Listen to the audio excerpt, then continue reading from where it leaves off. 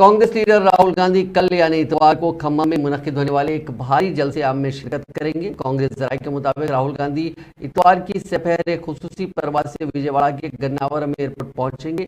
इसके बाद वो हेलीकॉप्टर में खम्मम के लिए रवाना होंगे। सीएलपी लीडर मल्लू भट्टी विक्रमार्का की पदयात्रा कल खम्मम में खत्म होगी। पदयात्रा के अख्ताम के मौके पर कांग्रेस पार्टी एक बहुत बड़ा जलसे आम मुनक्किद कर रही है। राहुल गांधी इस जलसे आम में भट्टी को तहनीत पेश करेंगे। इसी जलसे में बीआरएस पार्टी से बर्तरफशुदा साबिक एमपी पुगली सीमा और साबिक वजीर जुप्पल्ली कृष्णा राव अपने हजारों हामियों के साथ राहुल गांधी की मौजूदगी में कांग्रेस में शामिल होंगे। जराये ने बताया कि मुत्तहदा जिले खम्मम के दीगर अहम कायदीन भी इस मौके पर कांग्रेस में शामिल होने वाले हैं, जिनमें कुत्रकुडम जिला परिषद के चेयरमैन कुरम कनकैया और सतुपल्ली बदिया के 3 बीआरएस काउंसलर्स भी कांग्रेस पार्टी में शमूलियत अख्तियार करने वाले हैं।